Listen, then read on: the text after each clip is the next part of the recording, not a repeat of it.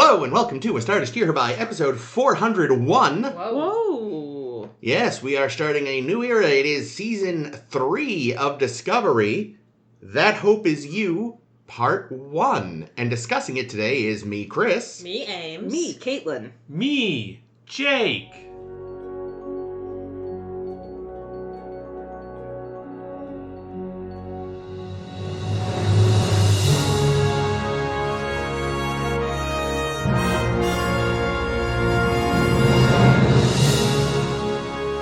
So, we pick up right where we left off. Michael is spit out of a wormhole and slams face first into the USS Book's ship and crashes into... It was occurred to me, mild spoiler, that ship never gets a name, I I'm think. pretty sure it's just called... Book ship. It's just called a library. Isn't it just the Oh, no, because it's where book is. Yeah, I like that. I'm calling it the library from now on. Okay, but what if we Or alternatively, the Cleveland Steamer. Gross. I'm sticking with library. I was going to say we could take the joke one step further and call it like the Alexandria, so it's like still a library, but not quite so obvious, you know?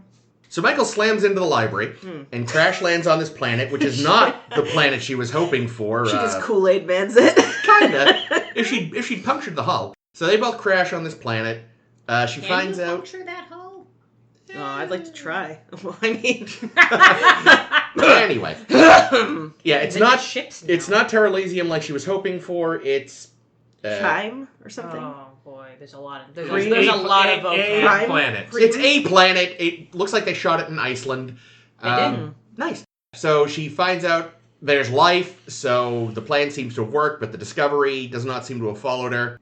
She meets up with the guy whose ship she crashed into. They have a bit of a tussle. Ugh. She convinces him to help her, find comms. We find out the Federation is gone because all the dilithium exploded, or Except most for of some it. really cool cosplayers. Yes. We go to this city, which is full of Andorians and Orions, who are buddies now, apparently. It's been 900 years. A lot can change. Yeah, no, that's what I mean. I'm not, yeah. But from her perspective, she's like, wait, what? I mean, as I say, 900 years ago, that's like we didn't even have 1066. The ancient Guys, No- 5 months ago, measles wasn't a problem. That's I right. mean, 900 years. 900 years ago, we didn't even have bubonic plague yet. Yeah. That's a good point. So, Book tricks her into breaking into a vault, and he gets away with her stuff. Then she gets high, Oh my god, I loved that points scene. him out to some guards. They have to flee together now. They steal some dilithium on the way. You know, Book had stolen something from another guy, but it turns out it's okay he did it because he'd actually stolen an endangered space worm that people were going to eat, and he's bringing it to a nature sanctuary. She still can't get in touch with the Discovery, but Book brings her to this this half-destroyed fucking Starfleet base where some guy's been holding vigil for 40 years. So, you know, and he's like, well, we can certainly look, and they're gonna look, and they hang a flag, and it's very sweet. But it's only got a couple of stars on it. It's Yeah. been 900 years. I'm just observing that in that 900 years, the Federation has clearly reduced in scope. I feel like they've probably concatenated. Like, if you get too many people in the Federation and you add stars constantly... Well, I don't think Yeah. they added stars for every... No, they just, Starfleet loves a rebrand. The Federation probably redoes their logo every couple decades, too.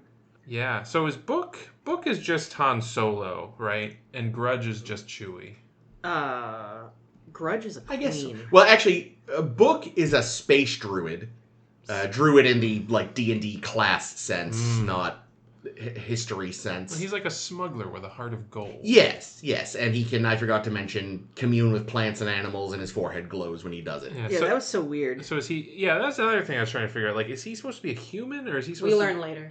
Okay. Yeah, my assumption is, because I don't remember what the reveal is, but I assumed always that it was one of those alien species that just looks exactly like humans. Which is basically every species in Star Trek. Well, I mean, you some- couldn't make him, Star Trek. like, Yeah. look like an alien or give him, forehead ridges because... he has forehead lights. He has forehead lights, but they disappear when he's not horny. Ditto? He loves that snake monster. Bro, That's all I'm saying. that's fine. He can love whatever he wants. He's fucking hot. I did love, though, the administrator fellow. What's that character's name? I've forgotten. Administrator fellow. The Federation guy. Sahil? Sahil, thank you. Because I kind of forgot about him, but I forgot it. It opens with him, and I love his little hologram bird alarm clock. That's great. I love love everything he's got, actually. Yeah. I love that determining, like, okay, we're jumping 900 years in the future. Now it's going to make sense that we can just go nuts with tech.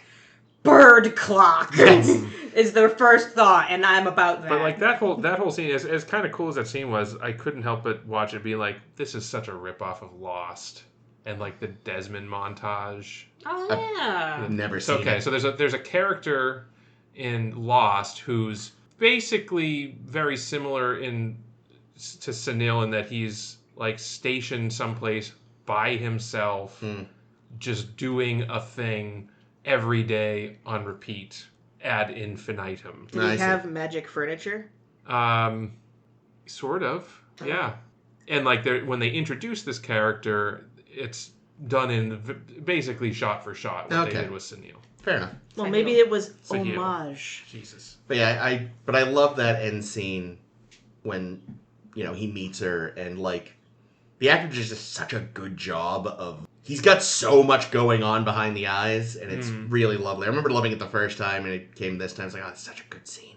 Yeah, you could tell that, whilst he says, like, I'm not a commissioned officer, I'm not allowed to hang the flag, but I can still make pillow forts with it. Yes.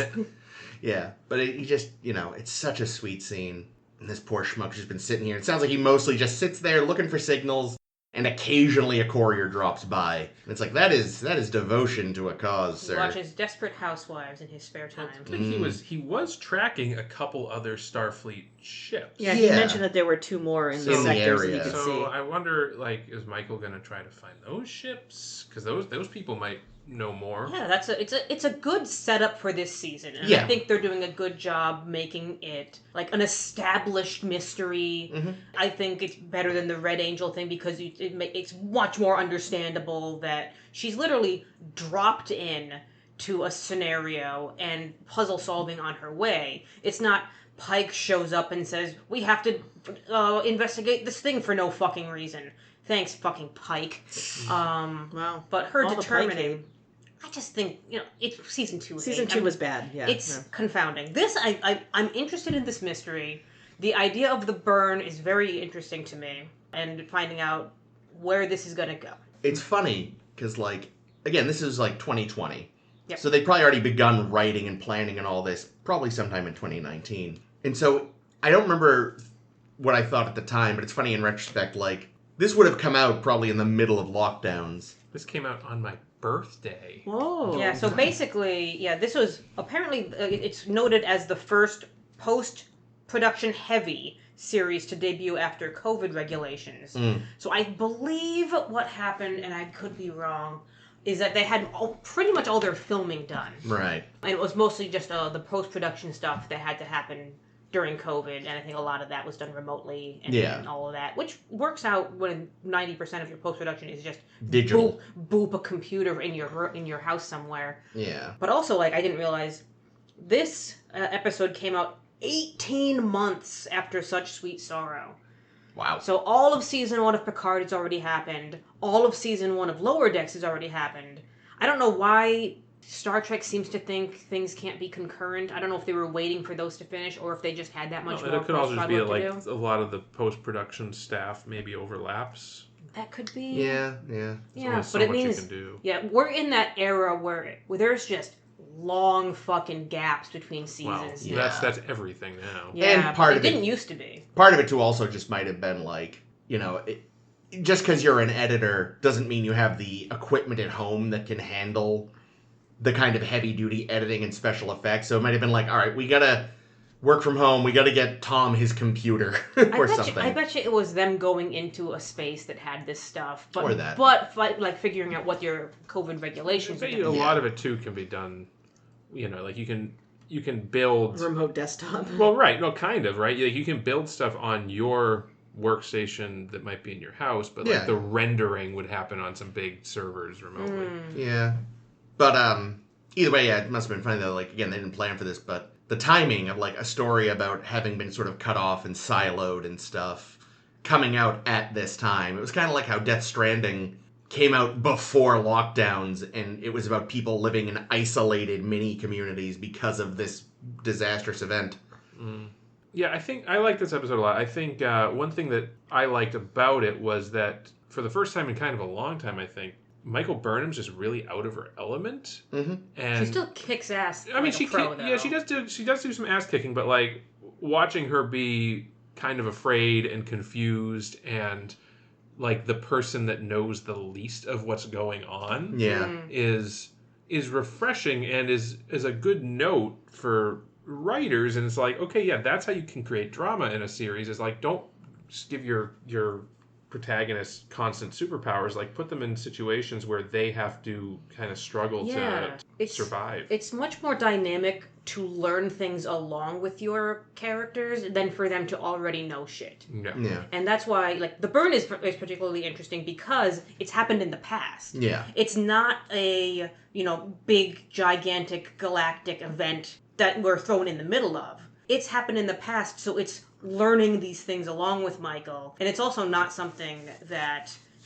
a villain character seems to have initiated. It seems, from this episode at least, that it may have happened like naturally or organically. Yeah. And people were making some guesses already. So our big guesses for what's the burn, which is the big mystery of this season.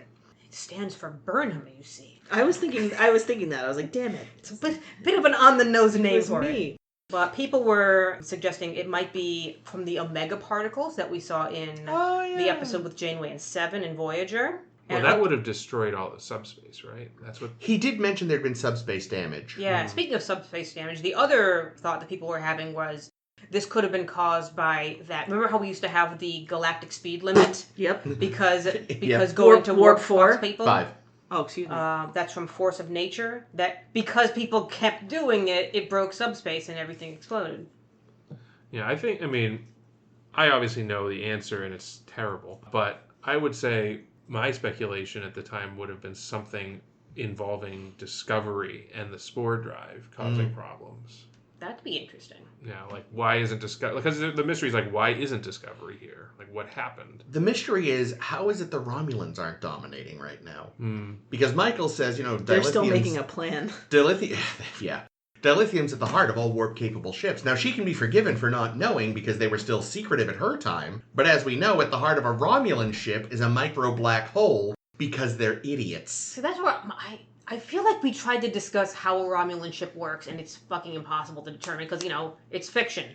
Who knew? Well, so But I thought they still needed dilithium. Yeah, I think in reality the black hole is the power generator. Well, that's what the dilithium is too, though, right? Isn't it to regulate the matter-antimatter? That's the thing. The energy source is the matter-antimatter reaction. The dilithium somehow contains it so that it's not just this brutal... Well, it regulates it. Yeah, so if they're not using... Dilithium itself isn't the fuel. It's like... No. If I knew more about cars, I'm sure I could use a metaphor, but it's like... Like a balloon. It's like a something bad carburetor. happens. I don't know. Yeah, the thing, like, a car is driven by gas exploding, but the explosion is contained and converted via the pistons, so I guess it's the piston? So, Ish? Okay, Where's the windshield so wiper in fluid? my understanding of, my very limited understanding of warp mechanics, a warp drive, you have the nacelles, right? In the nacelles, you have warp coils. Yes. Those Generate the field. Those are what create the warp field, the warp bubble around the ship. Yes.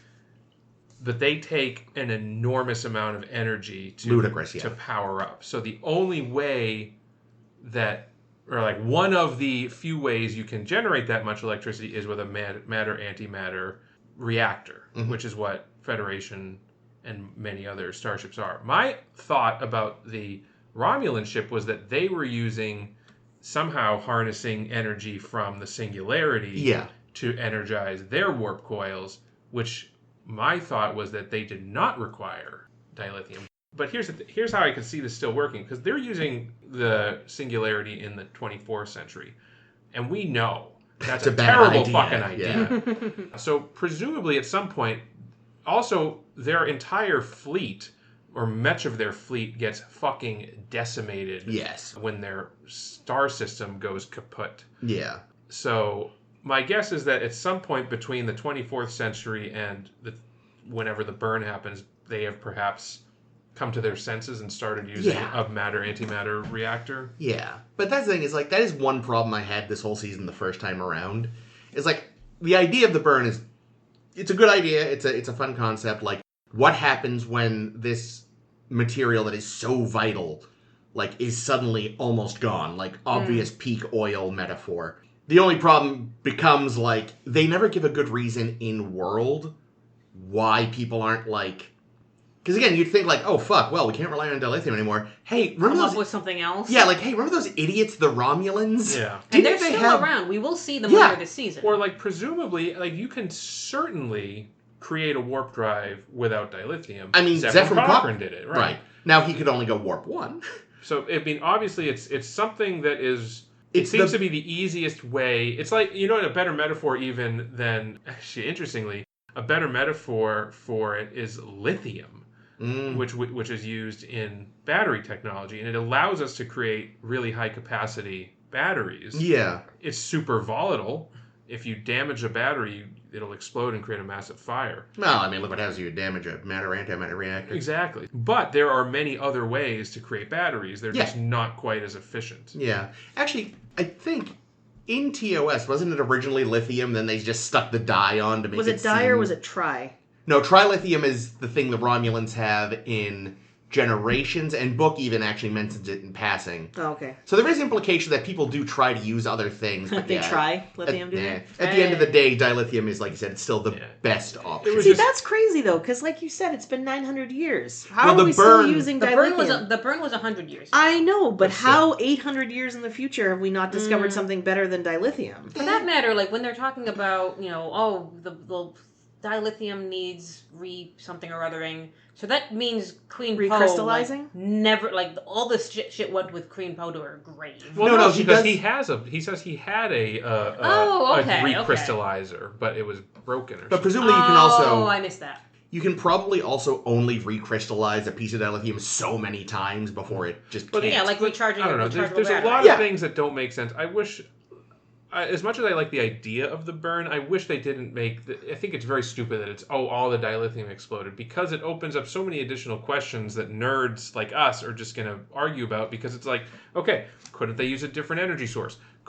How have they not discovered an alternative in 800 years? How have they not figured out a way to synthesize dilithium in a lab? Yeah. Right? That creates a society that's interesting, because it means anyone who did use dilithium are suddenly at the bottom rung of the totem pole, and anyone above is going to keep their energy source close to their hearts and not share, and it creates a power struggle. And here's the thing, there's other forms of transportation that are not warp based. Well, there's quantum slipstream. Oh, yeah. Which, so that's the thing that doesn't make any sense. Book ship is using quantum slipstream. Make any sense. Is that what he said? Yeah, he mentions quantum slipstream. He does. So they are. So it's like. So maybe they're just using the dilithium as an energy source. Yeah, they seem to just be using it to maintain the reaction at this point.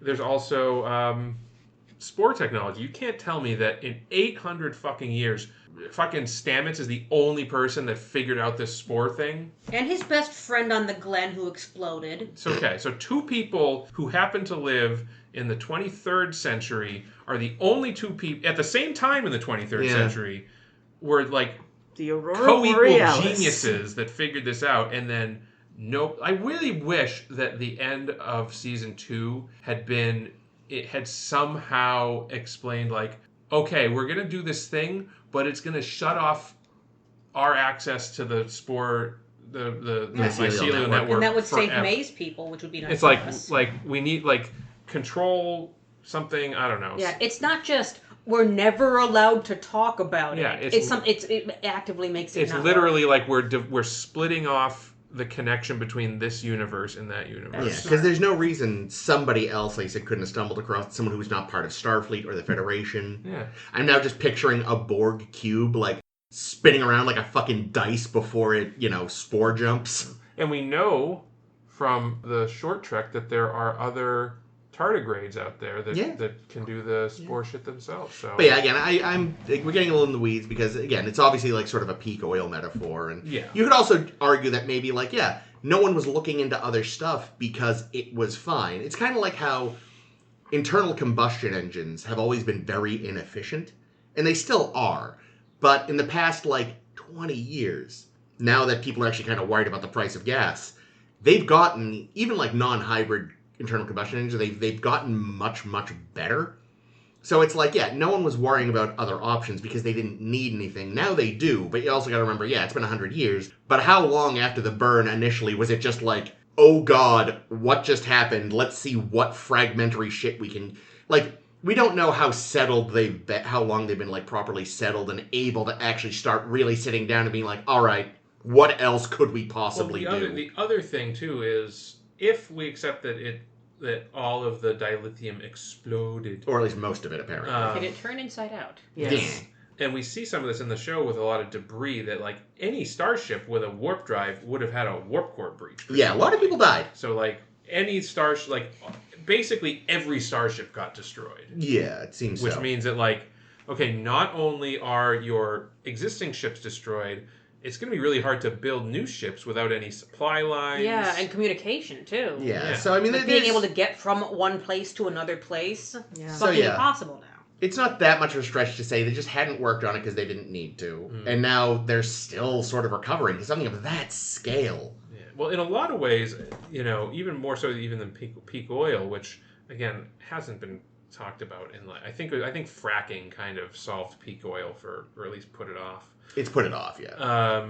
But the idea this idea that a really strong solar storm with like a really like could literally fry every electronic device on Earth. Like if the sun just had a real big fart, the electromagnetic pulse that it would generate would like literally just fry, and not just electronics, but like power generation equipment, power transformers, and like all of that stuff. It would cause a worldwide collapse of the electrical grid instantly. Yeah, I feel like there's other like dystopian media and stuff that use that as its origin for.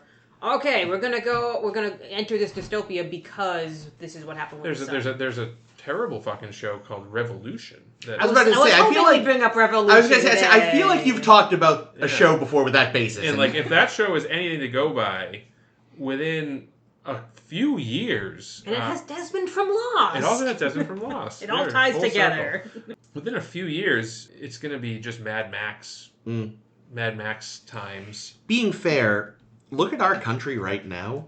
No. It would take us about 10 Pass. minutes, I think. Hard pass. Like, if our everything just suddenly broke, Oh yeah, we kill everyone. within minutes we'd be murdering each other. Yeah. Well, think about this, like, Well, no one has sustainable skills anymore. because not like if you lose, My friend Michelle will survive. She's got a garden. And she loves fishing. if Knows you how to lose fish. the power grid in a way that's irrecoverable, because remember, like, when the Texas power grid went down a couple of years ago in that ice storm. Oh, we'll all just fly to Cancun. It'll be fine. Oh yeah, they came very, very, very close to it wasn't a full grid failure because they managed to shut stuff down. And yet Yeah. they still resorted to cannibalism But immediately. like I saw a thing where like the guy who made the decision to like shut it all down now before it cascades, it's like if this guy hadn't done that at that if that guy had waited an extra half hour or whatever to make that decision, the failure would have cascaded and just destroyed all of this equipment. Jesus. That there is not enough supplies on the planet because this is a power grid that's been built up over decades. Yeah. So like you can't just replace all of that damaged equipment. It would have taken months or years potentially to fully restore. It would have been the burn. And it would have been the burn in Texas. But like think about it, like none of your phones are going to work. Yeah. Nobody has like a crank powered ham radio or whatever that they could use. Like Some weird nerd does. oh yeah, the ham. Well, that's like if you go talk to a ham guy, Yeah. or ham person, they'll tell you like they're just itching They're like, I'm so waiting for the fall of civilization so that I can be the guy with the radio. When I was a kid, I remember the Boys and Girls Club that I went to, they had a guy show up and pitch ham radio to us as like a hobby. Because it was the early 90s and we didn't have the internet yet. And I remember thinking it was really cool. I was like, I want to do ham radio. Really cool. And my parents like, no. And I am grateful for that in retrospect. I actually think it's a pretty cool hobby. It probably is. Now that I'm an adult, I should look into it. But I feel like I was already enough of a fucking dork at that point that I did not need another layer of loser. But anyway, nice to yourself. My nope. goodness. But yeah, so like like I totally believe that the time following the burn was chaotic and a lot of people died. Oh yeah, like not just in the burn, but like the fall. What percentage of people do you think? Who knows? I mean, at least 75. Like anybody that was on like a colony that relied on outside supplies. Oh yeah. Like imagine that, right? Like if you're on some remote colony and you get a shipment of food every 6 years or whatever, a big ship, and then one time the ships just stop arriving. It's like, well, shit. What can we grow? Now we're gonna quickly. That's what happened to Tasha Yar's colony. Yeah, that's right. Ugh. So I feel like Jake and I have done like all of the talking. I apologize. What are you two thinking? Oh, you go, because I also got to talk. I don't have anything to say. It doesn't have to be about that, obviously. Yeah, whatever. Change the subject. And we're talking more about theoretical stuff that's not related to the direct plot either. How about that hive of scum and villainy that they visit in this episode? It's so rare to see a big urban area in Star Trek. It's always kind of nice. Yeah.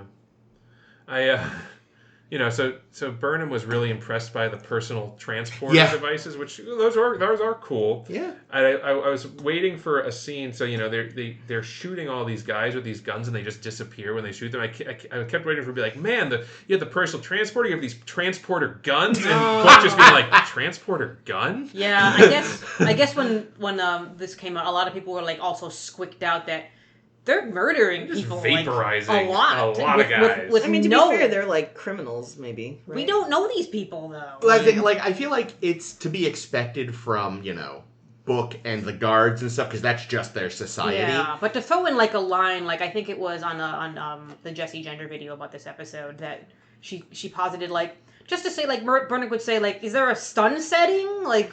Can we stop killing them and nothing else? Yeah, I kind of thought the same thing. So it's like we went to these guys' city or their trading post or whatever. It's called the Mercantile. The planet is called Requiem, evidently. Ah, thank you. There's a lot of vocab because it's a new season. We showed up at these guys' place. We fucked it up. We ripped them off. We stole their dilithium. We made fun of them. And then we shot a whole bunch of them, and they're the bad guys? Are we the baddies? They are the bad. The only explicitly bad one is Cosmo Trait, which who wants to eat the transform? What a dick! Which, speaking of Star Wars, that is a Star Wars name. Oh. Is that the orc? Okay, that was the orc. That guy, I was like, that is literally the makeup from the orc that wanted to eat Merry and Pippin's legs. It was very distracting. Oh, he was played by David Benjamin Tomlinson, who also plays Linus.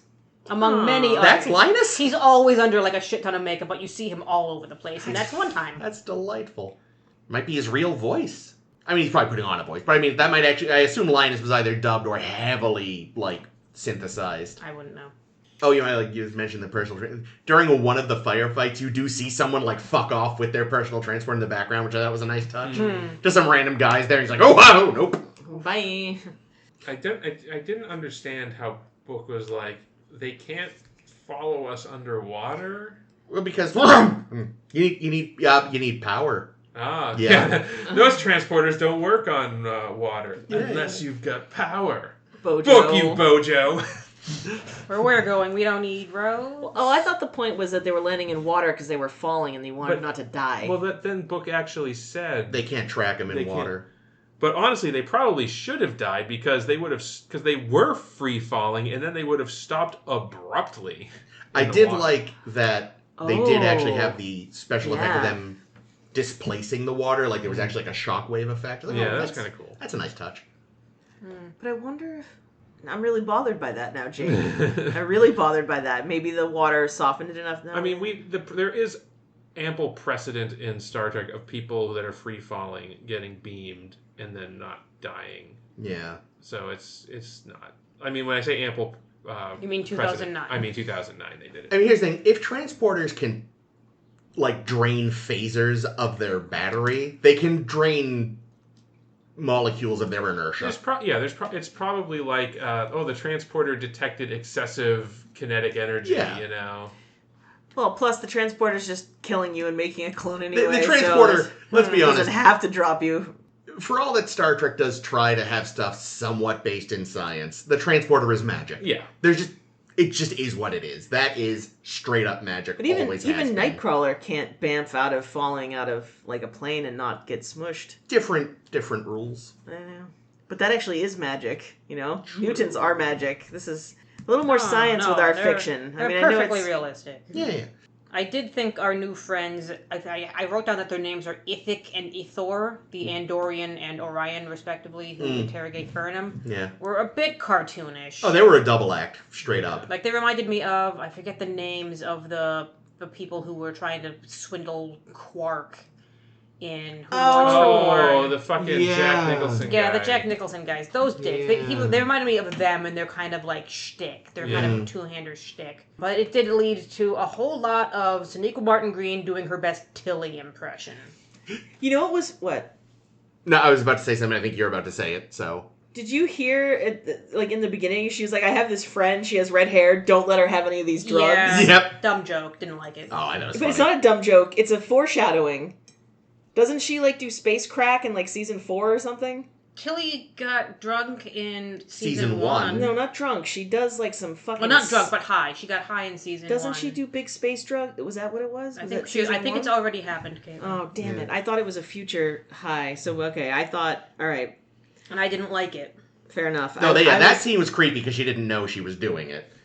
But I thought it was funny. She's like, don't let her have this. It was season 1. Damn it, you're right. It's not a good joke. I thought it was like foreshadowing, and I was thinking that it was really cool. But you're right, it's not. She does get a little pickled at a Callback. party in season 1 too. That's when she mentioned she likes guys in bands. That's not what I was thinking of. I was definitely thinking of her just being high as fuck in a crack den. It was funny because again, she's usually such a she veers between sort of stoic and trying and not always succeeding to suppress her emotions because of her Vulcan background. So letting her as an actor go off go completely off, and some of the faces she was making, she's very big and overly expressive. It was very funny. It's like, oh, she is having fun here. I liked her. Damn. I was like, yeah. Yeah, it was good to see some different angles. Levels. Yeah. Sonequa has a good amount of range. She does. Yeah, I loved when she's first on planet and going through every crisis at once. Yeah. Because she gets down there and she has this moment of, yay, there are still people, even though she has her life signs, which could have just been those 2 bugs that we saw. Yeah. Because I wasn't sure if Control wanted to destroy all sapient life or all life in general. Because I honestly forget what happened in season 2, and thank God. But then again, I think it was sentient life, which I know we often swap in for sapient. In Star Trek, sentient just means. But she also knows she banged humanoid. off a ship, so there's a good chance there was a person in it. Did she know it was a ship per se? Oh, I don't know. Or did she? Or it could have been debris. But either way, as far as she knows, she succeeded. Yeah, and then she has this "I am Lisa Simpson" moment. Yes. When she's collecting herself after moments of, okay, people still exist, presumably, unless it's those 2 bugs that we saw. But Discovery is gone. So yeah, she goes through yet another one of her emotional roller coaster scenes where she's pivoting between expressions in every couple of seconds. Well, and I was also thinking, I thought a couple times during the episode, she just left that insane battle at the end of season 2 from her perspective. This is all within a day of that. She has not slept. She is running on adrenaline and madness at this point. Yeah, she still holds her own in a fight against Book. This is a theoretical question. Ooh. So, we know that Mama is on Terralysium. But she is on Terralysium in the dystopian no life forms control future. I don't think we're on Terra Elysium. No, we're not. But talking about Mom. Mom. Oh, Mom is. Burnham is. Oh. Because she got sucked up with the original angel suit. Yeah. Which is. Yeah. Which future did she go to? She had to have gone to. One that's populated? No, the one. But so here's what I'm wondering: is she just gone now, or is this a Back to the Future Part 3 scenario where we had left Jennifer in the Biff 1985, but after going back to 1885 and fixing everything, she's asleep in the original 1985. And she falls in love with Doc Brown, and I ship them hard. There you go. So that's what. I'm gonna guess that they're gonna go with the latter, and that Mom has been moved. But then, like, how long will she have been here for? Like, it's really questionable. The verb tense is amazing. Yeah. Oh, well, there's that whole segment in, I think it might be the second one. One of the Hitchhiker's Guide books does talk about the complexities of time travel based grammar. Mm-hmm. And he even has a sentence at one point that I can never remember that is this insane clusterfuck of real and fake grammar mixed together in tenses that shouldn't be in the same sentence. But because of the time travel involved, it's grammatically correct in universe. Yeah, because in theory, anyway, Mom Burnham should be trapped in an alternate timeline where Control won. But I'm guessing that they're going to go with the single unified timeline. Michael fixed it. They're going and with, she just suddenly appeared. Back to the Future 1 and 3 rules and not Back to the Future 2 rules. I mean, I think in theory you could argue that there's now two different versions of her. One which went back to a decimated future and one that exists in the fixed future. But how did she get to the fixed future? Magic. Wibbly time. The plot flippery, required it. Quantum something. Or drama. Yeah. Like, I get, so is that Mom then one that escaped from Project Daedalus when the Klingons attacked just to the populated future and has just been living here the whole time and never was the Red Angel? Or is the Mom that went to the unpopulated, controlled, decimated future, like, is that one still trapped there? And is this an alternate Mom?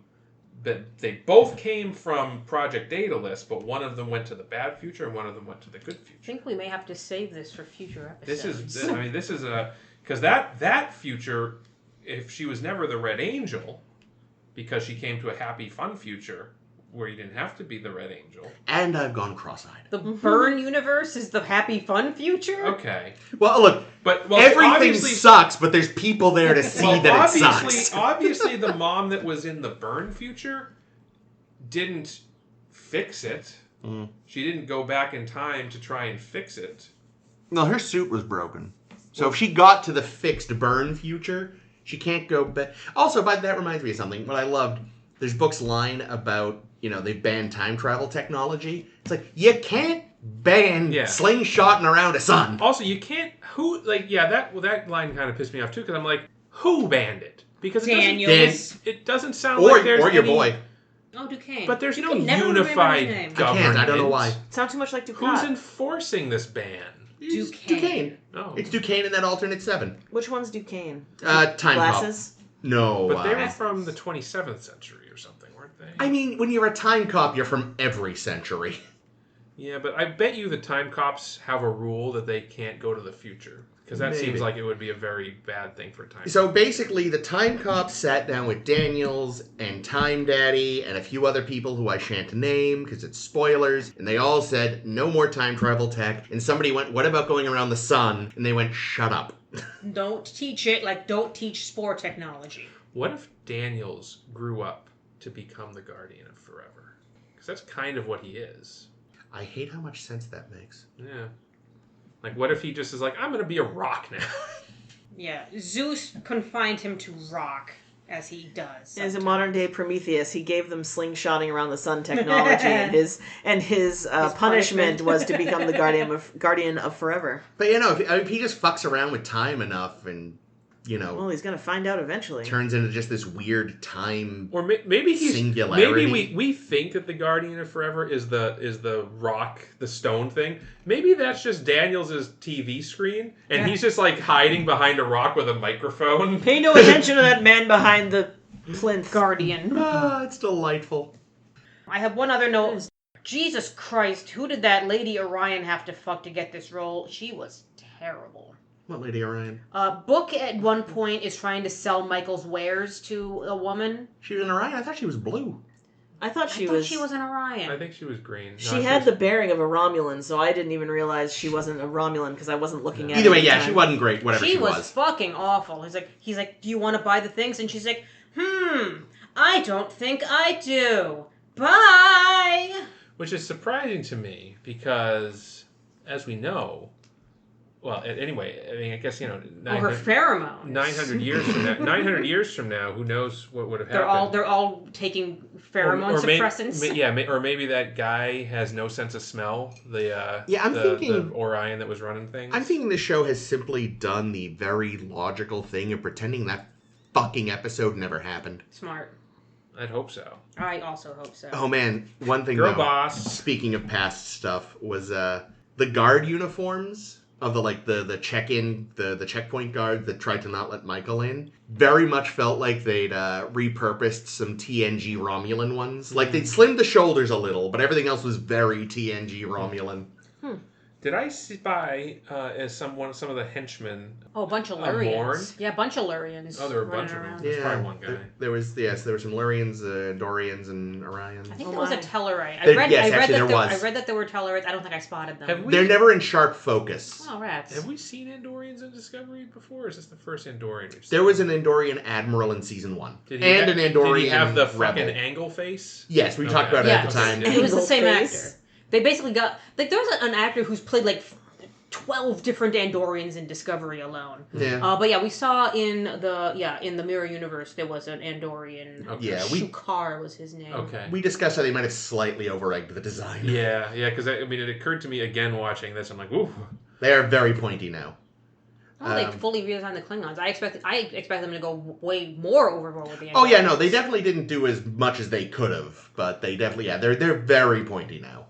Yeah, because I remember when Lurians were first in the trailer, even some people were really mad that they were Morn looking, because there's that throwaway line in a single episode of DS9 that implies he should have had hair, but didn't because he drank all that latinum. And people are like, his species isn't naturally bald. It's like, these ones still gonna be shaving their head or something. Fuck off. It's not like there aren't other bald Lurians. Yeah, calm down, pal. I do want to see one with hair. I think that would be fun to see. That would be funny. Especially like Chewbacca. That's what I would love. If they were just completely hairy. Wookiees, yeah. Oh, not just because I was kind of picturing one with a really nice almost 50s greaser coif on an otherwise Morn face.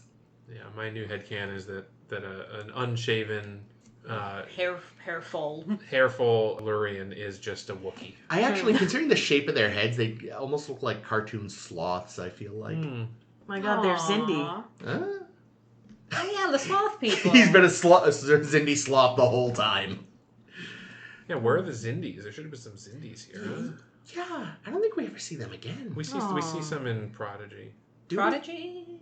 Yes, we see. Which ones? We see Xindi. We see insectoids, don't we? No, it's not insectoid. Lizards. Oh, do we? Yes, we do. How did Jesus? What the fuck just happened? My pencil flew out of my hand. And we see a Xindi humanoid too. That's right, we do. Okay, I don't know how I forgot in that. Prodigy? What, season 2? I think so. Shit, I don't remember if we see any in Lower Decks, because I assume we always do, because Lower Decks does nothing but crib. How are we going to watch Prodigy? I'm going to buy it. You can buy it? It's on DVD. Oh, good. I know. Hopefully someone picks them up sometime, because Jesus, fucking Christ. Even if you're not going to make more of it, at least put it back on fucking Paramount Plus, you losers. Oh, God, Paramount Plus. Yeah. So many problems. So pissed at them. Yeah, they're assholes. Oh, so are they owned by the same parent company as ABC? No. ABC's owned by Disney. CBS. Yep. Disney cannot have Star Trek. They already have Star Wars. Fuck off. Right, CBS, you're right. I would love to go to their theme park. I don't know if they'd make enough money. Maybe Universal will buy it, and then we can have Epic Universe. Epic Star Trek Land? Yeah. I mean, there is at Universal Hollywood there was like a Star Trek thing recently, like a Star Trek. Oh yeah, they had a Star Trek day, right? Yeah, or something. it was like part of their nighttime adult entertainment. Yeah, it's not a ride though. I want a ride. No, yeah. I No, want like a whole Star Trek land would be great. Nighttime Holy adult shit. entertainment. I want to ride, and I want it to be called Gul Dukat. Nighttime adult entertainment related to Star Trek just sounds like Mirror Universe night. Yeah, but see, the thing is, if they did a Star Trek ride, it would be like it would be fucked up. It would be like a Borg shoot 'em up thing or something. Yeah. It depends Fine on with on that. who makes it, because I feel like Universal would go all screens shoot 'em up style, whilst Disney is more family friendly. Who else could do it? Yeah, just do Star Tours, but replace it with Star Trek planets. But again, it still has to be real actiony, right? Like, well, no, you could take out the trench run at the end, but otherwise you're just like, let's bop around the thing. I think I haven't gone on it, but I will be going on it later this year. Unless it's out of commission one day. The Smuggler's Run sounds like it's a new Star Wars one. Or? it's a Star Wars ride at Disney Like the Millennium Falcon one? with the Millennium Yeah, Falcon. yeah, And from what I yeah. understand of it, it's like it's similar in a way to Star Tours. It's a kind of a simulator ride, but like you have actual jobs on the ship. Yes, that's I kinda have cool. heard of that. So you have to like push a button when it's Like your turn? somebody's the pilot. Yeah, I'm sure it's very basic. 'cause it's for Apparently the kids. pilot is like the only good role. Yeah, but I something mean, like obviously. that. Something like that for Star Trek, where like everybody in the like you were in a shuttle and everybody had to be like you're the tactical officer. And Well, they you're have that- escaping the Borgs. They have that VR game now Yeah, too. That yeah, which I have and haven't played. I played once with randos, Ugh. and it was awkward. It seems like kind of if you actually knew like 5 people who had it, it could probably be fun. Well, 3 of them. Because between the 2 of us, we have 2 headsets. You have a headset. If you got a headset, we could all play. Got a birthday coming Does up. it have cross-platform? Actually, I don't know. Because that's the tricky part. Because I have I think one of the same headsets you have. Yeah, I think we'd have to look it up. We should find out because that would be fun. Yeah. We could do that. I'd be willing to do it. That's a bit of a tangent. Anything else on this? Book takes his shirt off, which Oh, is nice. yeah. I Grudge- like Book. Yeah, so far I like the addition of Book. He's going to be interesting. He's very charming. Yeah. And his cat is a queen. I love Yeah. Grudge. Yeah. I love the pictures you see because I guess it's like in rules for working with like animals on a set for a show or property of some kind that they have to have someone they can switch off with, like we saw in Enterprise. with The Prod and multiple Wendy and Porthoses. Breezy. It's the same thing with children under a certain age. Yeah. Which is why they always have to have twins and Yeah, triplets. twins are very useful because kids can only like be on set for so long. But seeing the photos of David Ajala with 2 grudges is my favorite fucking Aw. thing. So here's it. Okay, so if Book is not human, as we believe, and he's from some other planet, he does have an Earth cat. This goes back to my theory from Enterprise about dogs. That Earth's #1 export is pets. I mean, here's the thing. On the one hand, like, Enterprise is a little weirder because humanity had just gotten to space. This is now a millennia of humanity being the most annoying species in the galaxy. Can you crossbreed Earth cats with cats from other planets? But like, why would there be cat? Or maybe Because there's Cations. people Yeah. on other planets and they crossbreed all the time. And So- cats are way better than people. So the people from the Chase people, in addition to seeding planets with They human seeded their DNA, they're cats. like, let's put some cats there and some Exactly. dogs. Well, Must have been- I mean, the Egyptians did worship cats. It's why. How awkward was it the first time a Cation met a cat? It's like, I'm sorry, that's your slave? It's like, pet? I care for I changed their litter box? Okay. Oh All boy. right, new theory. It's more like I'm their slave, actually. The Cations were the ones that built the pyramids on Earth. Jesus God. They were the overlords of the ancient Egyptian people. So that's why like they drew all they have those I can't Yeah. remember the name of the god, the Anubis. Is that the No, Anubis is the a one with... jackal. with- Jackal Yeah, head. a jackal what's head. the cat god? Is that Set? I don't know. It might be because Ra is an Osiris or eagle something head. is a. Oh, I thought that was Osiris. But No, anyway, I'm so like I think Osiris is so human. yeah, so the gods of the It ancient really Egyptians, doesn't we all think that it's the Goa'uld, but it's probably actually the Vacations. Cations, That's and then right. they left their pets, who are regular cats. Here. Nope, Set is some other... Bastet. Ah, that's it. Bastet. Kitty. I don't have a natural segue, so here we go. So we're starting a new season of Discovery, so I figured we'd start a new season of Blogtivities over on our Tumblr. Definitely be checking it out at sshbpodcast.com. We got some really great stuff going on over there that I put way too much work into because I'm me.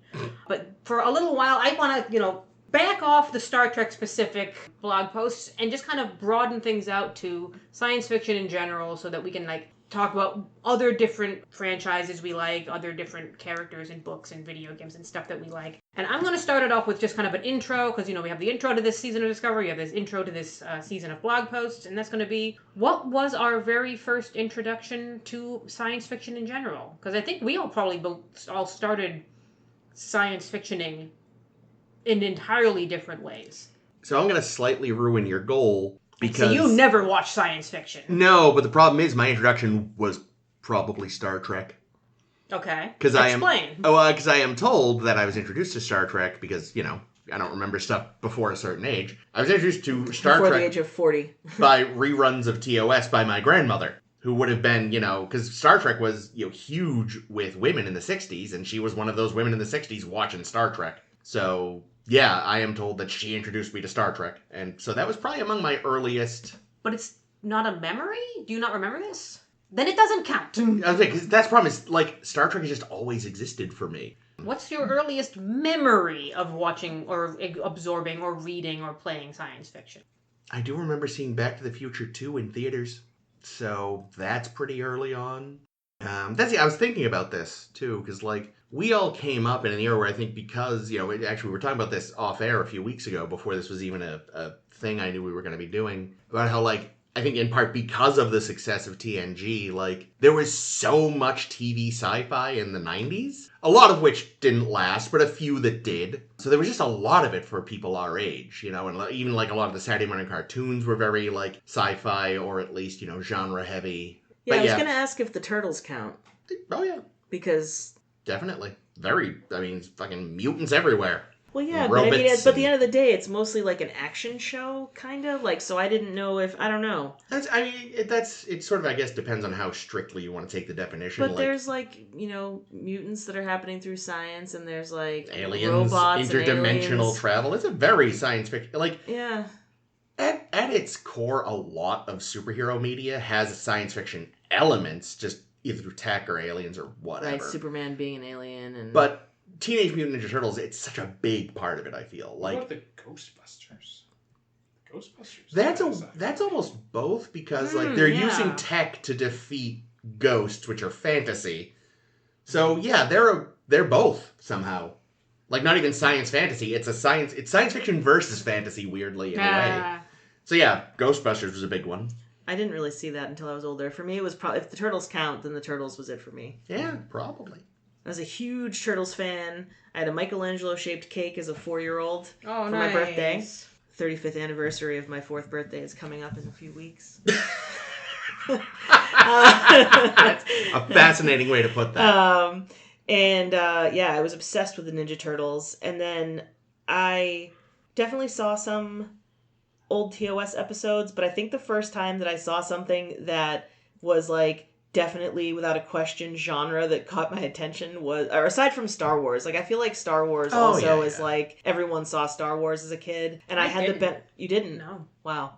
Well, I had the benefit, when I was born, I had an uncle who was 13, so we were close enough in age that he was young and cool, and he knew it was young, and he knew it was cool and was happening, so I got to benefit from a lot of the stuff that he liked. But I would say, aside from Star Wars, which I saw wicked young, my first memory of really getting into something that was definitely a genre thing was being on vacation in, I want to say, maybe I was in Rhode Island with my parents and seeing a couple episodes of Buck Rogers in the 25th century on television and being like, fuck yeah, this is good shit. That's cool. And, oh, it's not cool, Ames. It's a terrible show.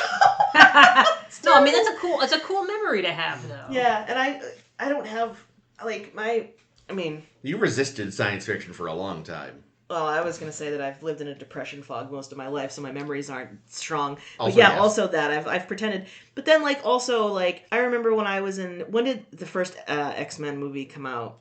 2000? Something like that. 99 or 2000. So, around that time, I got into X-Men, right? Which again, arguably science, sort of, kind of, also magic. I don't really know what the fuck it is. It's technically science. Yeah. They're evolving. Sure they are. And I remember buying a Star Trek X-Men crossover book that I read when I was in like middle school, and I like didn't know the characters from either like thing well enough to be like, yes, this is well done. But I did like it. I remember seeing that book all the time, and I never read it because I really didn't know X-Men. Yeah, I didn't let that stop me. I was like, wow, Hugh Jackman's hot. I'm going to read this book. I think that's pretty much, that's what I can think of. Yeah, I feel like I also didn't consider like myself like someone who absorbed science fiction a lot for a large portion of my life. And I think in coming up with this kind of broad activity for us, I think it was like being conscious of science fiction. So even though I don't think I ever watched Ninja Turtles, I played with the toys. I don't think I ever watched a lot of X-Men, but I played with the toys. Yeah. But I can I have distinct memories of knowing like, oh, this is science fiction and this is cool. Mm-hmm. Specifically with a couple, in a couple different veins. One was reading Ray Bradbury. Mm-hmm. I think the first science fiction style novel I ever read was The Martian Chronicles, and realizing, oh, this is interesting. This is a thing that I hadn't considered before, because mostly when you're growing up and the things they give you to read, like for school, are just the classics and shit. And the stuff that I read in my spare time was mostly like a lot of R.L. Stine, which I think is more horror than sci-fi, but I guess there's some sci-fi in there. Depending on the story, it can be, yeah. Yeah, I think... Yeah, what is Monster Blood, after all? Yeah. Eat cheese. I think... Or say cheese. Say cheese. Say cheese and die. And die. I did start, I think, trying to branch out and read, like, genre sci-fi, like, licensed sci-fi around, like, middle and early high school, so... Yeah. Read a lot of Bradbury short stories. Yeah, but I think my turning point in the opening up the science fiction doors for me was, not surprisingly, Hitchhiker's Guide to the Universe. Galaxy. Well, I think the whole tome is universe, isn't it? Oh, yes, you might be right about that. I apologize. Right. But Douglas Adams, was a whole new world for me when I first watched that, or first saw that, and then I watched the old adaptations. Yeah. Have you listened to the radio show? I haven't listened to the radio show. So that's how it started. It's good. You should check it out. Cool. And one more shout out as a property that I like that brought me into the science fiction-y bubble is Mystery Science Theater 3000. Oh hell yeah, that's a great show. I used to enjoy that as a child when it was on like Comedy Central or whatever. It's funny, there was a big problem when they switched from Comedy Central to the Sci-Fi Channel, because like whoever bought the rights from the Sci-Fi Channel had apparently just never seen the show or something. Because at first they tried to insist they only do science fiction films, and they're like, guys, we just cover bad movies. I mean, yes, a lot of them have been science fiction, but that's not like a hard and fast rule with us. It just needs to be something we can get the rights to that is bad. So for a while there, I think when they first switched over, they were doing a lot more science fiction than they had previously before they'd done science fiction and... Hamlet, I think. There was a weird German Hamlet, although that might have been from later. Didn't they do some Hercules movies? They did a bunch of these bad Italian Hercules films, yeah. That's one of my first... How many bad Italian Hercules? There was a whole series starring the same guy. And they're all bad. There were like 4 or 5 of them, and they did all of them. That's my first Mystery Science Theater 3000 memory, is seeing one of those Hercules films. Okay. Chris is my turning point for science fiction, because Chris got me into Doctor Who. Oh, okay. Back in, well, it would have been the second season, I suppose, but you got me on Eccleston. Yeah. And even then, I think I was trying to be like, I don't like sci-fi. But I eventually had to just admit that I was, like, really big into it. And it was like, yeah, actually, okay, fine. I love it. But the thing is I don't know why I thought it was so bad to like sci-fi. I liked fantasy. Fantasy is so much worse, objectively. Well, fantasy, I feel, is really targeted at younger audiences as, like, an okay thing to like. But if you like sci-fi, especially in your youth, you're a nerd. You're gonna die. You're gonna die alone. I feel like they were at least for me, they They were the same. Interchangeable. They were like, that Yeah, was like fantasy me and my is- nerd friends were into fantasy Yeah, and sci-fi. it was just a different type of. It was a different thing. One has magic, one has science, Yeah, and what- they're both for losers. Yeah, it's like there's levels of like house, like again, Star Wars we keep bringing up is like that's the sort of sci-fi, sci-fantasy that like it's socially acceptable to like up to a point. There's a threshold where you've gone too far. But even when I was a kid, that was very niche. It was not something. Star Wars was niche. Yeah, Well, certainly. I mean, like everyone had seen the movies. Not by everyone and that I knew. Really? It was like we're talking like early '90s before the special editions. Like you had to have watched them on VHS or on caught it on like movie of the week or Yeah, whatever. but I just feel like though if you at least said like, oh yeah, I've enjoyed the Star Wars movies, people wouldn't look at you funny. It was when you started reading the books, people would be like, you okay, buddy? Maybe. It was when you started. Cosplaying. I just feel Vader. like I was gonna say all Slave through like Leia, but yeah. elementary Ooh. school. All through elementary school, Star Wars was not a thing that kids were. Oh no, see, totally. Playing I it definitely for remember plenty of people being into it. It was like all my friends were doing Power Rangers. Oh yeah, those were Power Rangers. those is a were good one. bigger. And that's a big I sci-fi. Yeah, I suppose it was. Power Rangers, I always thought was so lame. I never liked it either, but that was. A I big watched one. it ironically. In terms of I like believe that, Ames. Even at like 10 years old. I believe that about you. the sci-fi that was popular for amongst people that I knew growing up was like the X-Files. Like that was much more popular. I got into that a little later. I never saw X-Files. I don't think I've seen a single fucking episode of X-Files. I'm fine with it, by the way. I don't need to start. Because I didn't like sci-fi, and I was like, I don't want to watch this fucking alien shit. I actually, speaking of science fiction and Power Rangers and all this, I read the most 90s thing the other day. Amy Jo Johnson? The woman that played the original Pink Ranger. Her partner is now writing a comic book adaptation of the Cowboys of Moo Mesa. What the hell is that? Ooh, Mesa. It was this terrible early 90s Saturday morning cartoon. And cow stood for something. I don't remember what. But it was just literally like a space western. But everyone was like anthropomorphized like cows and horses and shit. Oh my god. And from what I recall, it was fucking terrible. It sounds great. But yeah, there was a lot of science fiction in Saturday morning cartoons when we were kids. Did you ever see the Botsmaster? No. Botsmaster was this like cartoon that I'm fairly certain had like maybe 3 episodes, and I used to play it in the mornings on UPN 38 like before school, and I kept seeing the same episode over and over again. But every once in a while, the like theme song will get stuck in my head because I quite liked it, and it was definitely sci-fi. It was about a guy that lived with like a bunch of robots, and they were battling evil, and like Yeah, science fiction, all right. yeah, for sure. And like I loved it, and I don't know like if just I was apparently the only one. Maybe it was Canadian, Maybe. Like honestly, maybe that's why I couldn't. I've never tried looking for it since, but I kind of want to now. Reboot was Canadian. Reboot was sci-fi. I remember watching that as a kid and thinking that was pretty swell. Yeah, that was a fun show. with the dicks. What? No, without the dicks. It was. It was. You Yeah, keep no. referencing this, and it's an inside joke. It's a not joke really- from the podcast. Yeah, I If was people have gonna been say, listening it's- to the podcast. Oh, I forgot all about that, and I'm on the podcast. Yeah, so basically, if you search Google with safe search off or something of reboot, You gotta Yeah, you search gotta up- look up you dot gotta- matrix with lots of dicks. Just Google that. I think I just searched for like Rule 34 reboot, and I found the fractal dicks. Oh boy. But yeah, without the dicks, it was a great show. Yeah. I liked It's it a a great lot. show even with the dicks, Well, honestly. that's probably true, yeah. Oh, Transformers. I loved Transformers as a kid. Oh wow. I just missed Transformers, I think. Like, I don't know if I was too young, like just barely too young, or if I was like a girl and just didn't get into it, but I loved the Turtles, and that wasn't really like a girl thing, necessarily. Yeah, none of my friends that were girls were into the Turtles, but Really? yeah. Bro, I was obsessed with the Turtles. You know what was really big?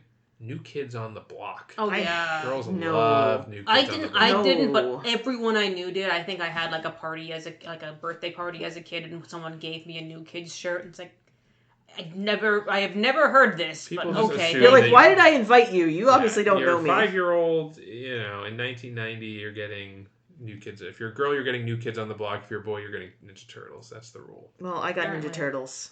Jake, have we gotten any answers from you? Yeah, Jake, Okay. you're being very quiet. I didn't want to. I wanted everyone to. Yeah, share but I their, think- their Well, it's because we stories. know that you were fucking weaned on Star Trek. Yeah, well, that's what I was gonna say because like I literally cannot remember a time in my life where I was not watching Star Trek. Yeah. And like I can remember some of my like earliest like actual memories of being like 3 or 4 years old, and I can remember walking into my parents' bedroom and they were watching on the TV porn as they were banging. Was it Reboot? They were watching Reboot. With No, the dicks. No, but yeah, they had a TV in there, so they'd often lay in bed on Saturday morning watching TV. So I'd go in there and they were watching, must have been a rerun of TOS on TV, and I remember being very confused because the difference between, and like my dad having to explain to me the difference between the Star Trek with the pointy ear guy and the Star Trek with the bald guy, because I had mostly seen Star Trek with the bald guy. And then you saw Unification and were really It was confused. very confusing, yeah. So yeah, like Watch those are like very Relics. early memories for me. But I will say, I'm going to discount that entirely and talk about a different thing. Yeah, we talk about Star Trek enough. We talk on this about podcast. Star Trek. I want to talk about a different franchise, not even a franchise. And another thing I want to mention, which won't be the thing I talk about, but because I've already talked about this before, is that my introduction to Star Wars was not Star Wars; it was Spaceballs, Yeah. and that like it was later that I saw. I love that story. You heard for we're getting Spaceballs too, yeah? I did hear that. That's very cool. So We're going to have to cover that for this. Oh So, yeah, we so, should. like- we should go see it together. Yes, we like, should. I feel like I was not even really very aware of Star Wars until when the re-release. Prequels? Oh, No, the re-release. Yeah, I I remember actually- seeing the I re-releases. was That was super. great. I was super into it at that point. You know what I bet helped really make it a little more mainstream was Shadows of the Empire on the N64. Oh yeah, I was big into that too. I think that's what made that like it was still okay to like that, and you weren't full nerd. I mean, and come to think of it, like even though I wasn't like, I'm sure I must have seen Star Wars because I also had Super Star Wars for the SNES. Oh, I've never played any of the Star Wars games for the SNES.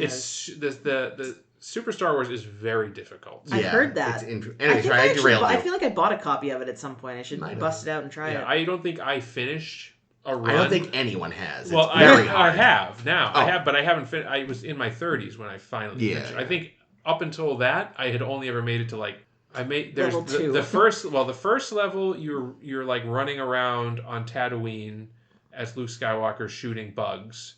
Oh. And then there's a mode 7 level where you're going to the sand crawler Yeah, I've seen that online. to rescue the droids from the sand crawler as Luke Skywalker, because you remember that happening in the What's movie. the Sandcrawler? Oh, the Jawa The ship? Java Java thing, ship. yeah. And then you get to the sandcrawler, and then you have to and then level 3 is getting into the sandcrawler, where you have to climb to the top while a bunch of Jawas shoot at you and throw shit at you. Jawas don't have guns. I guess These they ones- do, the- but that doesn't seem like something they would... And then level 4 is you're in the sandcrawler, you have to wander your way through it, fight the monster at the end, and then rescue R2-D2. Oh. All things from the movies. Yeah. I remember those And I scenes. think that's as far as I'd ever gotten as a Wow. child. Uh-huh. But as an adult, I did finish the game. Nice. Anyway, the Yes. thing I wanted to talk about is a film, Amblin Entertainment film, Batteries Not Included. Oh, good Shit, one. yes, I watched that all the time That as a was kid because one it of was my- on like constantly. I had that. There's a. Is that Huey, Dewey, and Louie? Maybe? They don't know. What? The Huey, Dewey, and robots? Louie. Robot names? Those Maybe- are- am I- Did Huey, they Dewey, call and them Louie that? are DuckTales. I honestly don't remember if they called them Okay, that. I could be making this up. Oh, actually, no. The old lady, the Jessica Tandy character, she might call them Huey, Dewey, and Louie. I think she might. She gives them names. I just don't remember what those names are. Huh. But yeah, if you haven't seen this film, I haven't. it is a children's film. It is a tear jerker. So the premise is this: there's a elderly couple that owns a small apartment building with a diner on the first floor, and it's in the middle of its urban renewal. So the entire neighborhood has been bulldozed, and they're the only building left. And there's a developer that keeps trying to buy the building and force them out Of course. because they want to bulldoze it and build a skyscraper. But it's you get this elderly couple, and then there's like a a group of different people that live in the apartments in the building. So like there's this guy who's a former boxer who is like nonverbal, or he's mostly nonverbal. He doesn't talk. Yeah, I think the implication is he's got, kind of punch drunk. Brain damage. Yeah. There's like a pregnant lady whose boyfriend left That's her. right. Yeah. There's a struggling artist. This feels like a live action Hey Arnold. And then there's like this like street tough guy who was hired by the developer to like harass the people in the building so that they'd move. Yeah. What a douche. Yeah, and then basically the idea is like these people are just really struggling. Yeah, well, and the other thing too is the Jessica Tandy character. She's like in the early stages of she's Alzheimer's. Demented, yeah. So she keeps thinking. My God, it really She keeps is thinking Hey that Arnold. the street asshole tough is her son. is her son who died in World War II. Oh my God. Why did I watch this so much as a child? It's like it's really sad. But anyway, like these people are really struggling, and then these little spaceships that are like aliens, but they look like hubcaps. They're about the size of a They're like frisbee. little They're very flying, small. They little hover flying all over saucers. the place. Yeah. They crash into their building onto the roof, and the Jessica Tandy character like finds them. Yeah. And like figures out that they're just hungry, but they eat bits of metal. So it's like she's stealing stuff from people in the building to feed to the robots. And then it turns out that the reason they're so hungry is because one of them is pregnant. Aww. So she gives birth to 3 little robots. And I feel like Spielberg was like a producer or something on this, wasn't he? Yeah. Oh no, it was an Amblin picture. It was an Amblin thing, so yeah. What's crazy, I didn't know this. I haven't looked it up in ages. One of the writers on it was Brad Bird. I think it's like his first major writing. It looks like it, yeah. Who's Brad Bird? Iron Giant and the Incredibles writer. I've never seen the Iron Giant. Also, I've never seen this good. movie. Why don't we do both of these movies? Yeah, I would. We should do a 10 forward on Batteries Not Included, just because it's sci-fi. It I doesn't have any somehow- other Star Trek connections. Again, Yeah, I it's- watched it because again, it was on TV constantly when I was a kid. I loved that movie. Well, that was completely one forgot of about those like the tape has worn out. Yeah. At my house because it was just always on in the VCR getting rewound. Yeah. So yeah, that's like for me, that was my first true like sci-fi thing. Yeah. Yeah. Yes. I just remembered E.T. Yeah. I watched Oh, E.T. as a yeah. kid a bunch. Oh my God, you know what's hilarious? And I just posted about this on I saw Facebook this. today. Is because Jake and I are planning an Orlando trip later, and we're going to do Universal, where there's Is the the E.T. E.T. ride. ride still there? The E.T. ride is like one of the only, if not the only, Universal I Studios think we property that figured still out- exists from opening day. Yeah. That's there might be a so- couple. There might be a couple things that are still there, but that's like the only That's a great ride I think. That's a still great exists. ride. But I'd never actually seen them. If I'd seen the movie, I forgot all of it. E.T. Well, Jake and I just watched it Damn the other it. night. Never mind then. Oh my God, isn't it sad? It's I cried the It's whole cute and time. sad, but most of the movie I'm distracted because Drew Barrymore is fucking terrible in it. Well, she's a child. She's like 5 years old. Yeah, 6 she's years not old. that. I was gonna say I don't remember her even being that bad. She's just a I don't kid. know. I thought maybe it's because I couldn't tell what age she was supposed to be. Well, to be fair, and she was drunk the whole time, probably. Yeah, 6-year-old Drew Barrymore was shit. Yeah, because I think they were trying to have her as a 6 or 7-year-old actress playing someone who was supposed to be like 4. Yeah. Because like the stuff that she was doing was much younger than she appeared. And I think they tried to young her up with the pigtails and shit. So the whole time long, I'm like, how did you get work after this lady? Her family. Yes, it's because she's a Nepo baby, Yeah, and that's the exactly. answer. But E.T. was cute. God, they re-released that in theaters sometime when I was like 15, and I just remember like sobbing through like the second half of the film. Like that film is so rough. Like when they, I don't want to even think about it. It's gonna make me upset. I mean, it's nothing compared to Mac and Me. I don't know it. Oh God. It's What's that? So when E.T. came out, obviously it was a huge hit. Mm-hmm.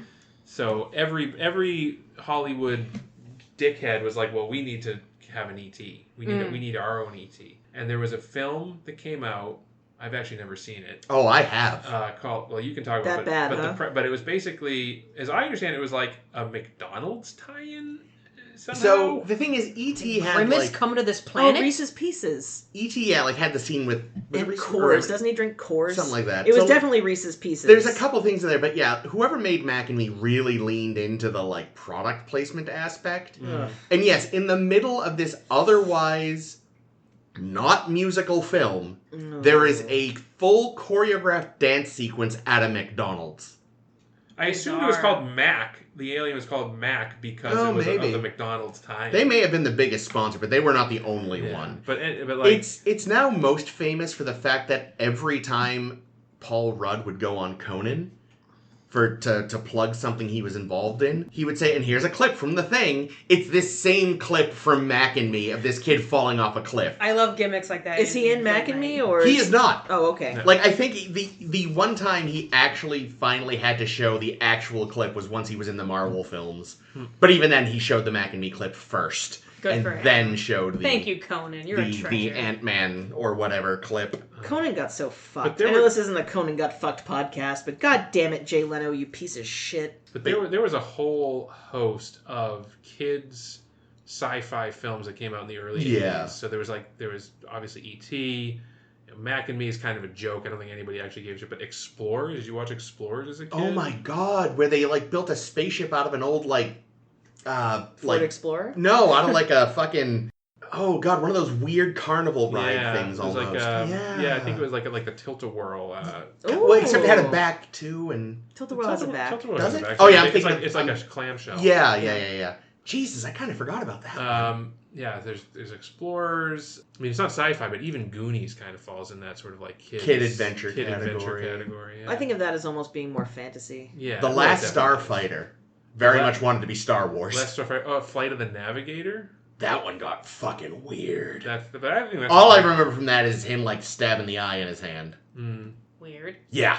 I've heard of almost none of these. I mean, it's just like it's a whole genre of 1980s children's sci-fi films. It's so funny because maybe it's because most things that have gone wrong in my life I blame on going to parochial school for 9 years. That's fair. And a lot of it is because you're stuck for 9 years, classroom to classroom, with the same 20 kids. So I don't have a lot of perspective as a child, and I didn't watch all these things. So. Oh, see, I just didn't do much except watch television, so... Sorry, what's parochial school exactly? Catholic school. Oh, thank you. Okay. But yeah, no, that's the thing, is like, it's funny, because a lot of these have fallen into obscurity. If nothing else, like, Mac and Me, because it's so bad, is better remembered than a lot of them, just Well, see, because it's I like... never saw. I only know it because of the memes. But it has a legacy, an unfortunate legacy, but a legacy. Whereas, like, yeah, I forgot about a lot of these pictures, and I don't know, like, how they were received at the time, or... Yeah, I'm pretty sure they were all big in their own way. Yeah, Batteries Not Included, I actually feel like should be bigger, because I feel like it's genuinely a quite good film. Oh my god, since we've been talking about these children's sci-fi movies, another one, which is, I hazard to not even call it a children's movie because of certain things that are in it, but another very early sci-fi memory for me. Short Circuit? Oh, that's a good one. Well, the short. Fucking love Short Circuit. I haven't seen it. I think the sequel's better. Short Circuit 2, where he's in New York and he has to fight street gangs. I mean, the And thing he is, runs into Donald Trump, who gives him directions to the hotel. That's right.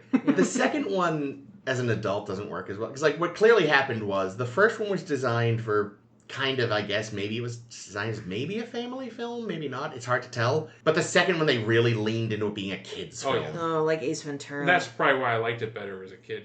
So did I. More But now, accessible. now as an adult, I'm like, oh no, this movie's I mean, actually terrible. there's a horribly problematic aspect of this film, of both these films, and so it's about a robot, but the guy that built and designed the robot is an very stereotypical, like, Asian American? Indian. Oh, really? Indian American engineer played by non-Indian good. Fisher Stevens. Well, so he's Who's actually, in that? the first movie, he's the sidekick, because the actual inventor is Steve Gutenberg. Oh, that's But right. then Gutenberg's not in the sequel, He's- and Fisher Stevens becomes the lead. And it's who is the sidekick in the?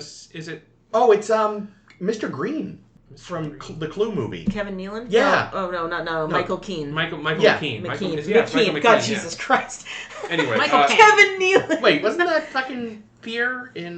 Fear. Yeah. Fear and Voyager. He's the sidekick. Yeah, in the Yes, the clown. In the second film. Yeah. Jake, are we talking about Short Circuit? No, right we're now? not. We're Okay, Sorry, what yeah, we movie don't are we on? Somebody finished my sentence. Yeah, and sorry. mentioned Short Circuit. Sorry.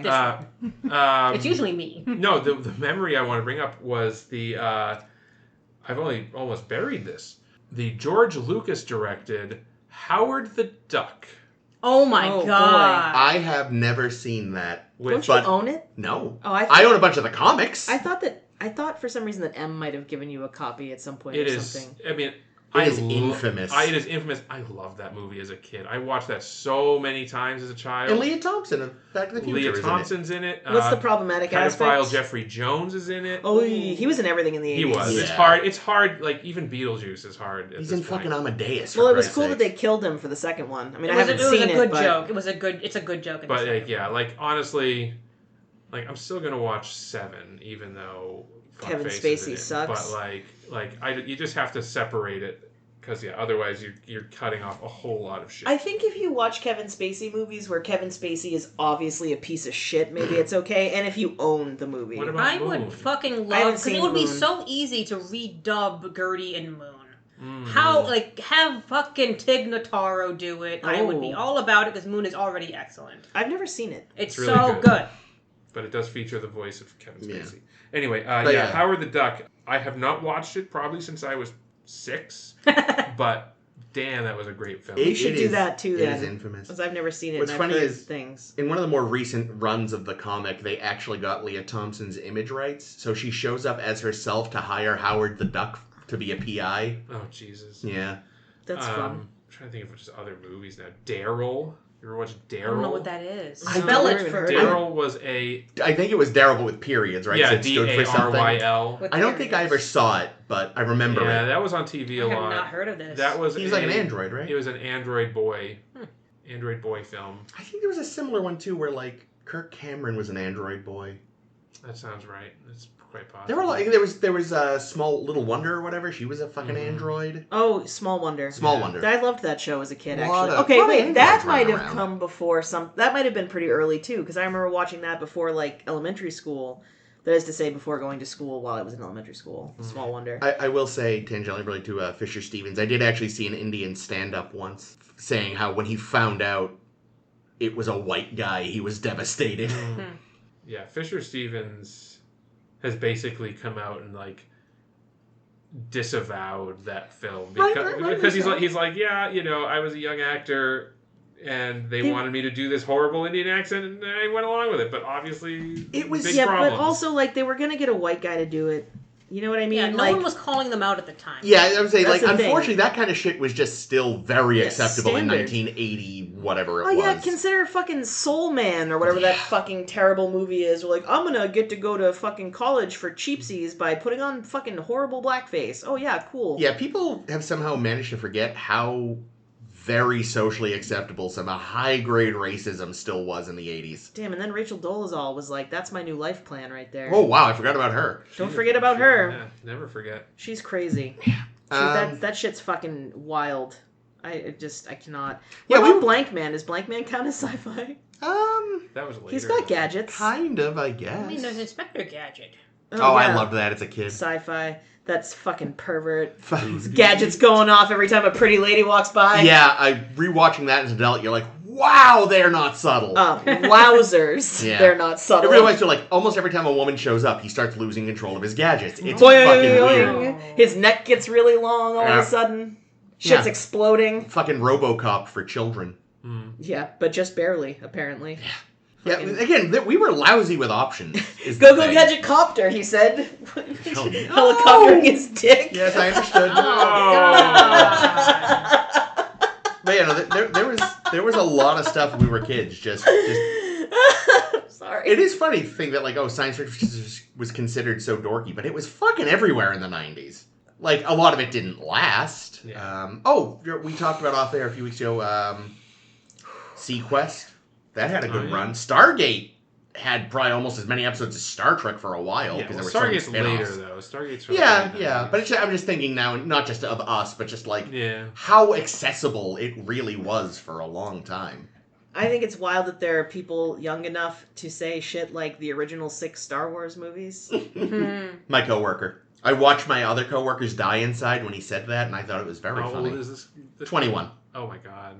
Well, yeah. So they're like The original 6 Star Wars movies. yeah, like if they're 21, then they were literally a baby when the last of those films came out. Yep. And not even born. For They probably episode watched 2. them in universe chronological order. Is that even a thing though? Like, I feel like even among most people, the understood correct order is to watch the original first. Understand it? The understood. Sorry. There is if someone has if you ever meet someone who genuinely has never seen them, they suggest showing them 4 and 5, and then the prequels, and then Jedi. I would just say watch 4, 5, and 6, and then throw out the rest of the DVDs in the box set I would because say you they're could not add worth Add Rogue watching. One. Add Rogue One. Oh yeah. Can I have Rogue One in place of 6, please?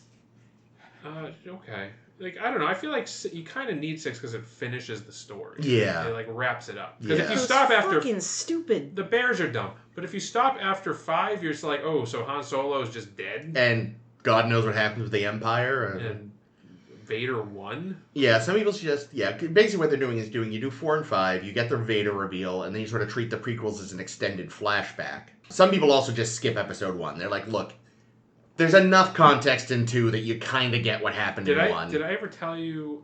Maybe I should do a 10 forward just of me speaking. Jeez. I have a very extensive rewrite of the prequels. The prequels, yes. You've been writing this in your brain for decades. But Could we please have that 10 forward? Because I would like this. One of the key elements of it is that... So are you familiar with, on Game of Thrones, how the bastards all have one name? So if you're a bastard from the north, your last name is always Snow, Yeah. etc. So like Jon Snow and Ramsay Snow. Ramsay Snow is a fucking bastard. He's not a Bolton. Shut the fuck up. He's a bastard in every conceivable definition of the word. So like Jon Snow and Ramsay Snow, they're not related. They're bastards, so they have a bastard name. So my thought was that similar to that, on Tatooine, children that are orphans are given the derogatory name Skywalker, meaning like your parents just dumped you here and flew away. Love that. Like your parents so are like dead, which is Anakin, also like when rude. we're introduced to Anakin, he just his name is just Anakin, but other kids make fun of him, say, "Hey Skywalker, you fucking bitch." So he hates being called Skywalker. Like Skywalker is not a thing that is not something that he remotely embraces until he becomes he becomes a Jedi and a celebrity kind of among the people of Tatooine, and they're like, and then he's like, "Yeah, I'm a fucking Skywalker. Fuck you. Eat my dick. I'm gonna murder a bunch of babies." And then it makes Rey claiming the name. It makes Rey's a lot more sense. It makes more sense, and it would if you had watched the movies in that order, starting with. Well, I guess you also can't really see that he turns into Vader or that he has children in Episode 3, but you could theoretically figure out a way, I think, to make the fact that Luke's last name is Skywalker and Anakin's last name is Skywalker being, just not like a giveaway. Luke is also an orphan on Tatooine, so he would have the same name. Yeah. Yeah, if there's ever a time 3 of us want a week off. Yeah, just me describing a movie that doesn't exist. Yeah. I don't know how. Listen, because the thing is, it's all in your head, so it's just going to be you rambling incoherently. Here's what I'll do. I'll write the screenplay, and then we can act it. Yeah, that would be awesome. Heckin' yikes. Heckin' yikes. One more just big nostalgia thing I remember as a thing that I could solidly say, like, that's a sci-fi I like when I was a kid. It's Mars Attacks.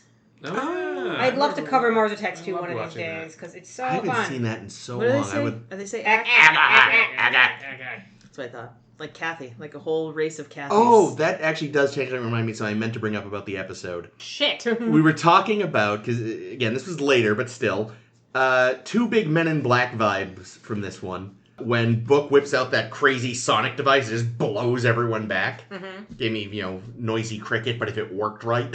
Oh yeah, Men in Black. And then when she gets eaten by the slug and spit up at the end, I was like, oh. Because we were talking about possibly covering that at some point. Oh, I would We love to should. do Men in Black. That's a great movie. It is. The cartoon was good, too. Vinny Oh, D. boy. You got Vinny D. Yeah, I have no idea how I'm going to write up this blog It's just post. going to be a list of movies we like. Apparently. Just slap up every trailer you can find on YouTube and call it an article. Oh, that's not a bad idea. Well, damn. This was fun. Yeah. This was good. God, the fucking shit I completely forgot about till you brought it up. Well, speaking of things I completely forgot about, this is actually a Star Trek podcast. Is it? Yeah, and we'll be talking about more Star Trek next week, Ooh. where we will be covering Star Trek Discovery, Episode 3, Season 2, Other way around. Sorry, scratch that, reverse it. Far From Home. Wait, it's not That Hope Is You Part 2? Dude, when I saw that this was a two-parter, or it was called Part 1, I, had a panic, because I discovered it this morning. And I thought you were supposed to watch both parts. I got really nervous. I was like, fuck me. And then I couldn't find Part 2. I'm like, where the fuck is Part 2? And I scrolled all the way down, and I was like, oh, it's the last episode of the season? Yeah, they did. Well, I guess I don't have to watch weird. that then. They bookend. This season, doesn't this season also have a Bookend. Part Hey. 3 without any Part 1 or 2? Yeah, you're right. It No, does. there is a part 1 and 2, but it's not in this show. I know, but it's But not. we'll get to there when we get there. But it's, if you were not... Anyway, yeah, we'll talk about it. Yeah, so that'll be next week, Far From Home. Until then, you can find us on the internet at sshppodcast.com or Tumblr, SSHP Podcast. We're also on Blue Sky, Facebook, and Pornhub. That's new. It's really just me. But and please. it's you talking about Star Wars. Yes, it's me talking about Star Wars. Man masturbates furiously for 2 hours. Oh, yeah, you like when I rewrite the prequels, don't you? Oh, bitch? Anakin! Oh, you little bitch!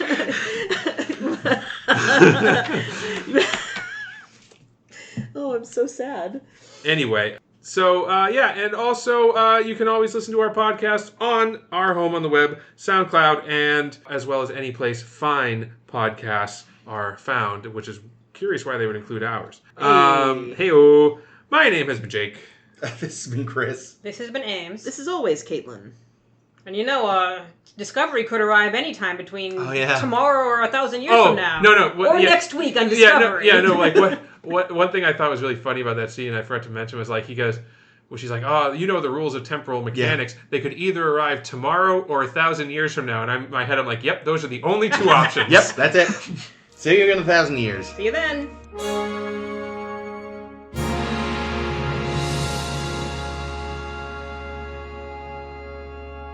It's rapidly warming. We gotta do this. Yeah, you're right, sorry. That's because I'm thinking about Walton Goggins. Yeah.